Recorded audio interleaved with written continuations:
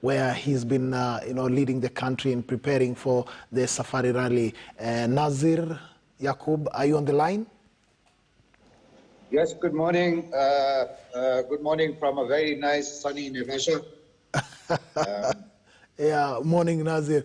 I understand you are still in Naivasha, and over the weekend we are all there. We saw what you guys are doing, and I must say you are doing a pretty good job. But of course, Kenyans, because they are not seeing what you are doing behind the scenes, could you please just take us through, give us a quick update on how the route is so far? Thank you. Thank you for those kind words as well. We have been busy literally from 2019, putting together the candidate event and then the event last year and now the event this year. It's been a long journey, it's been a tiring journey, but very fruitful up to this point. To cut a long story short, where we are today, we already have the Africa Rally Championship stages all set up. Simultaneously, we also have all our WRC stages set up. We've gone through all of them very carefully. The notes are prepared, the timing itineraries are done. As we speak, all the regulations and the essential documents that are supposed to go out to the FIA have already been submitted. They have all been approved. So as far as we are concerned, on paper, we can run the event even today. So yes, we're very happy with our progress. We're just hoping that everything falls into place quickly and that we have a very successful event. Quite amazing, because having gone to places like Kedong, Soisambo, Elmentaita, the kind of work your team has done, right from the CEO down to all the people involved on the ground, it's just amazing that we have Kenyans who can, put up things. Remember that it's been 19 years, since the last time we had WRC status. But looking at all that, how are you guys, managing, pulling together all the resources to ensure that we host a proper WRC event? Well, I think the most important thing is that as Kenyans, collectively as a country, we are very passionate about the Safari Rally. So having been given the bulletin opportunity that we could prove and we would do everything to get the Safari Rally back, I can tell you without a shadow of doubt that the whole country was behind our effort, and a team of extremely dedicated and passionate people have been brought together by, as you know, Mr. Phineas Kimathi, our CEO, and everyone has pulled in the correct direction, obviously with great guidance from the government and Ministry of Sport. So everybody has put in everything they can to make sure this event happens. The team, as you know, is a very large team. On any day during the Safari Rally, there will be upward of between 500 and 1,000 marshals looking after the stages, ensuring everything is running smoothly. So huge numbers, huge amount of logistics involved. But again, simple Kenyan teamwork has made sure this can happen. Well, when I was at Kedong and I saw, the kind of route you've put up there, or you've constructed, my interest was to look at maybe the road surfaces. I don't know, from Kedong, could you take us what we should expect from Kedong, going all the way to Elmentaita, and then we see what Kenyans should expect, or what the world should expect in terms of the route and the structure of it all? That's a very interesting question. It's also a bit of a headache. The soil profiles, or the soil surface profiles in the Rift Valley are very, very flaky. We had an experience in 2019 with the candidate event, the World Rally Championship candidate event, where the surface did break down. We took lessons from that.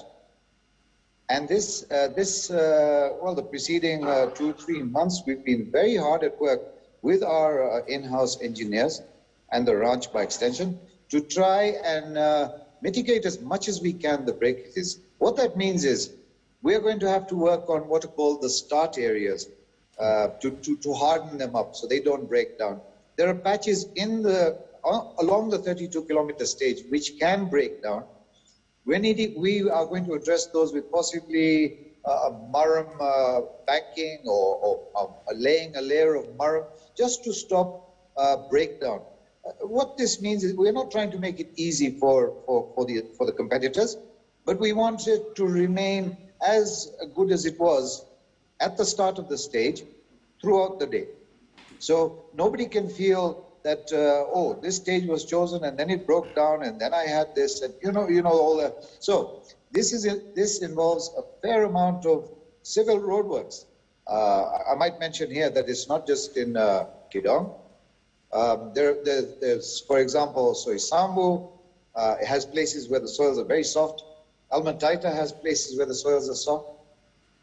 So this is all we're having to address this almost on a weekly basis.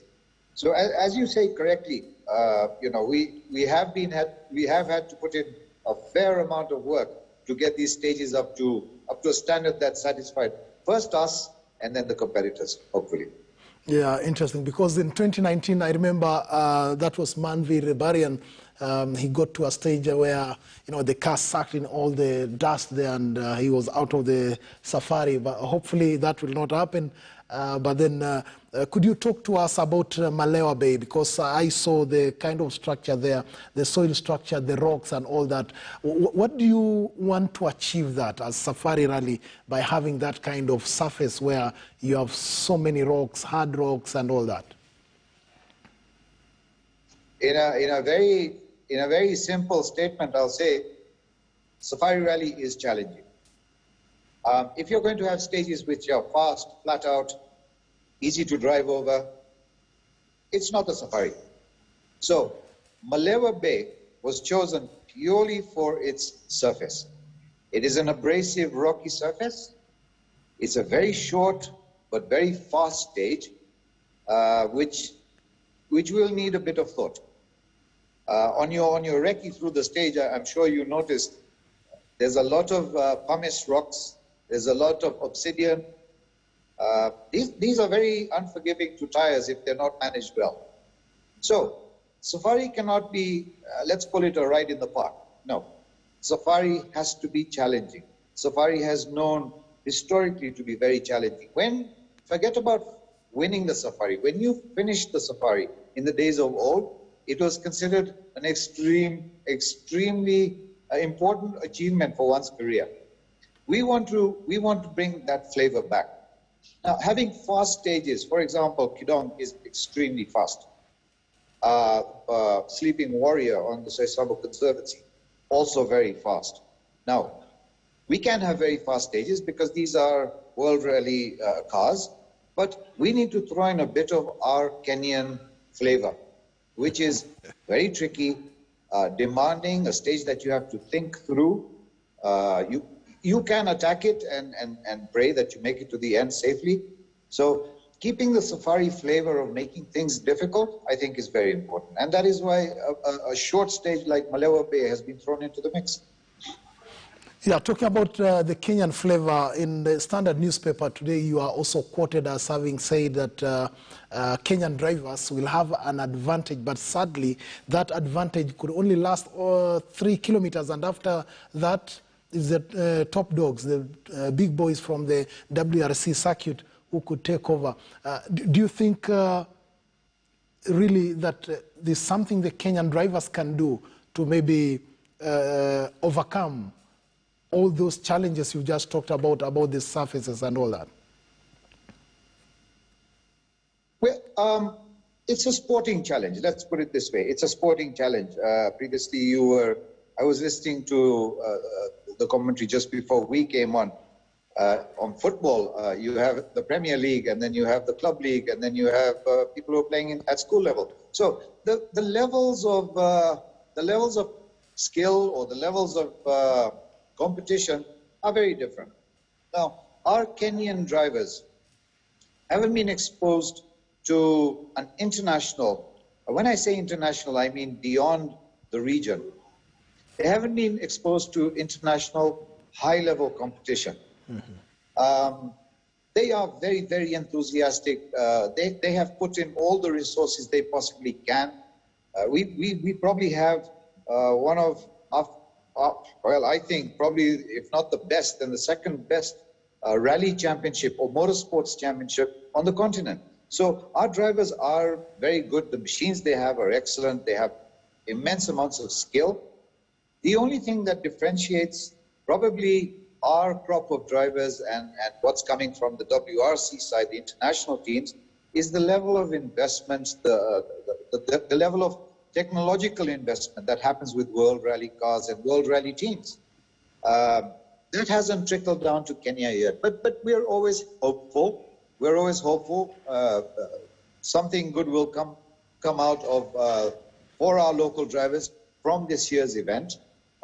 In the years of past, in the 80s and the 90s, international teams always came and engaged the services of either one or two of the local drivers as local talent. But again, the World Rally Championship today has evolved. It's evolved in leaps and bounds. We've sat it out for 2 decades. So things have changed dramatically. Having said that, our boys will still put up a challenge. It might be a challenge at the level of our regional entries. I don't think we can realistically expect our boys to put up a challenge to what we call the P1 WRC teams. They're technologically very advanced, and they have the capability. But this is Safari, and Safari is known to spring surprises. And we'll just leave it there for now. Springing surprises. Of course, we've seen the local teams that have been participating in the national championship. We've got the Cabras team, we've got the Menengai team, we've got so many others. If there would be one person to maybe spring that surprise, I want to put you to task. Who would that be from the local drivers? Yeah. That's a question that could get me shot. It's very difficult to put it down to I think the real chances again remain with the boys who are running World Rally Championship homologated vehicles, the R5s. So that is the Cabras team. Manvir, if he will be taking part. So basically it is but unfortunately there's a bit of a regulation which stipulates that a World Rally car can only be an eventual winner of a World Rally Championship. So our boys run in a sort of separate class, in a separate classification. However, let's not jinx it, but like I said, Safari Rally is known to pop surprises. But what would be the best thing for us is if one of our World Rally Championship homologated vehicles, the R5s, one of the R5s, somehow made it into the top 10. I think that would be a fantastic result for us as a country and for whoever takes that position. But beyond that, it's a long ask.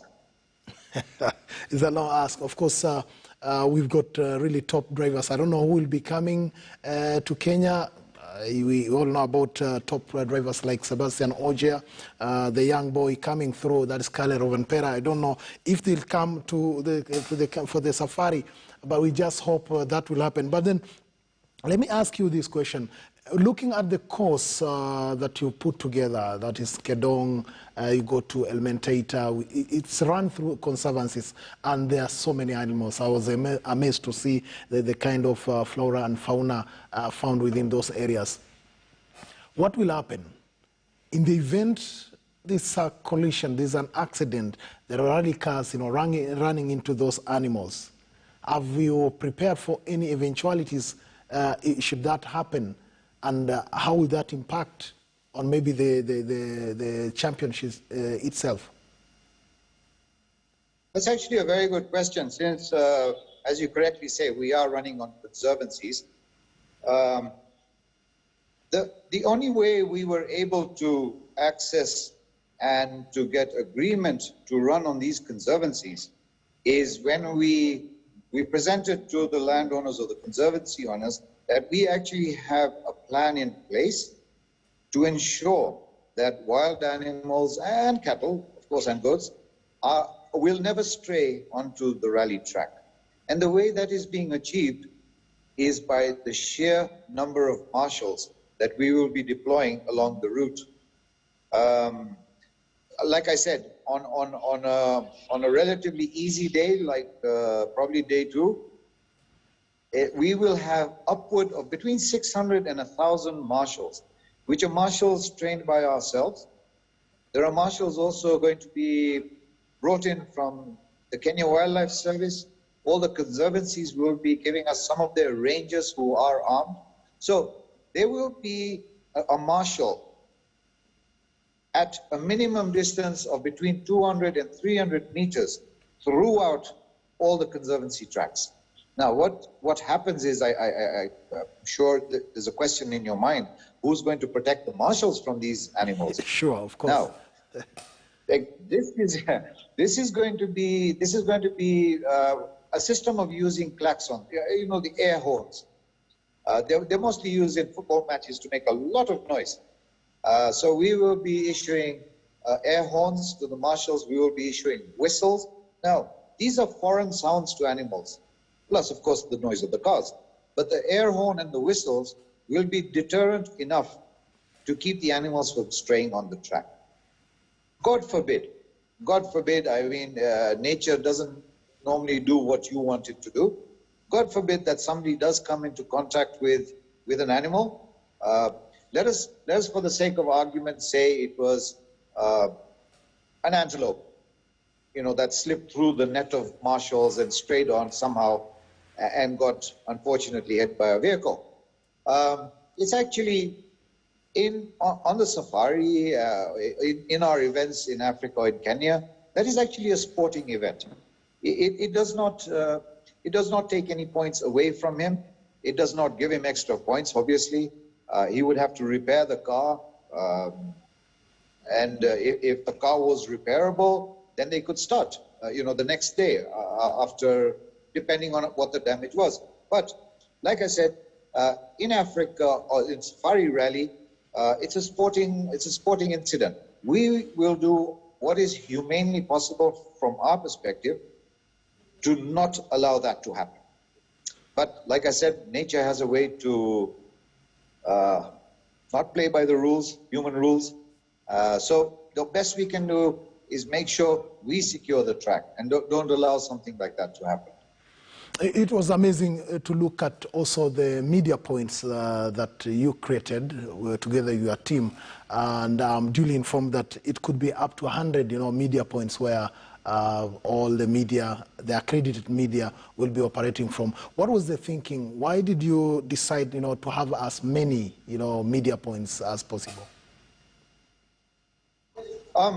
For one thing, we, as a country, the Safari Rally is not just about showcasing cars racing through bush. It's about showcasing and very proudly presenting our country. So if we confine the media guys to just a few areas, a lot of very beautiful features, the backdrops that we're talking about, will be missed out. So as you know, Anwar Sidi put together a media safety book, which has got, as you say, 100+ media points. where the best action can be photographed and filmed.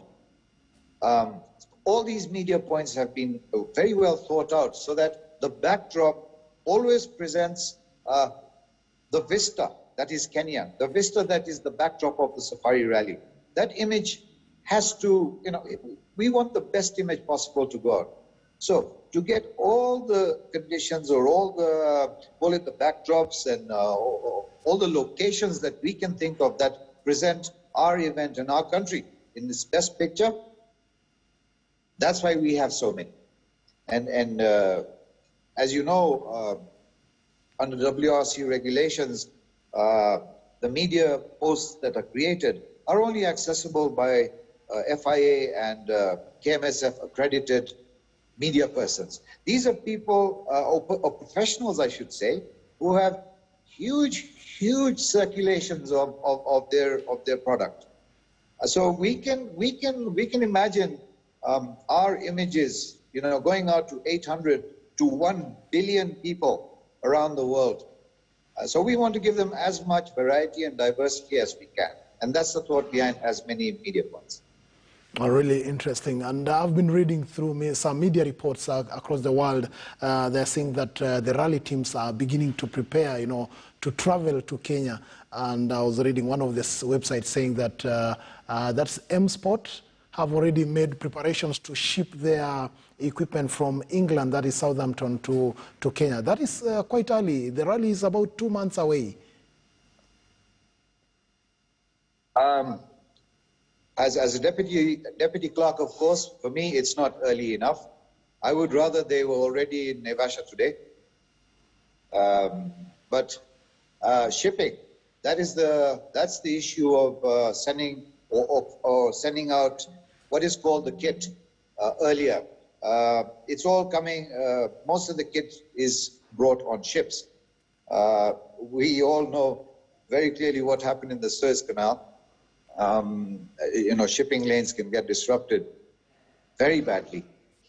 So the thought process behind this is let's just get things out early. And it's really not early. The World Rally teams, be it Hyundai, Ford, Toyota, they all have shipping schedules. They all have very tight logistic deadlines that they have to meet. So it's not like it's coming earlier or they're shipping it earlier. They're following a logistic plan that they have in place. What that does is it ensures that the vehicles and the kit, when we're talking kit, it's amazing, it's huge. When we visited the event, the Wales Rally GB in 2019 in England, we saw some of the equipment that the team would bring, and it's incredible. They set up mini villages in the service park for themselves. So it's an immense amount of equipment. It has to be shipped out. The rally cars will probably be flown out. But as for the support, the recce cars, all the spares, etc., all of that gets shipped out. So it's not too early, believe it or not. It's probably running logistically on time. I don't think us as Safari Rally can give you a confirmation that this kit is being shipped out. As you know, it was on a website or social site. But once we hear that the teams are setting out or are sending over and have loaded, I'm sure that information will be forthcoming as soon as we get a confirmation from the teams themselves.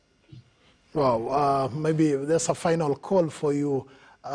Which driver of the top WRC drivers would you want to see in Kenya? I've seen some, skipping other legs, but who is that top driver that Nazir would really wish to have him in Kenya?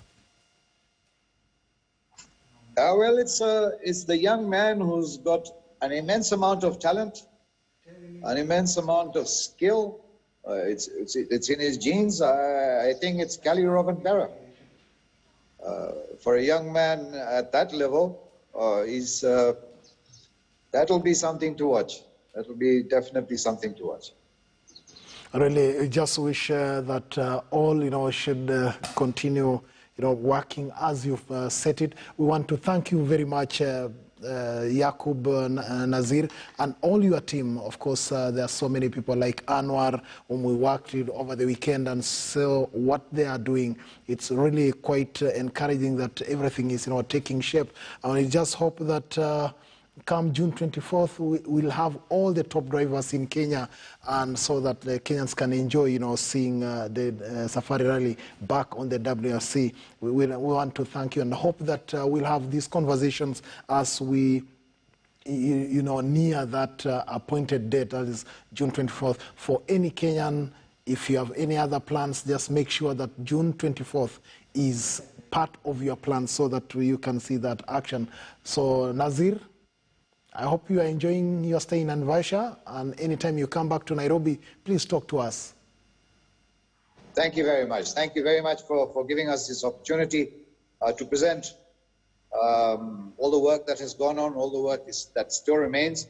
And yes, definitely, as information happens, as information is confirmed and new, it will be definitely shared with you. And for all that, we say thank you very much for getting the message out. Thank you. Thank you. Have a good day, Nazir.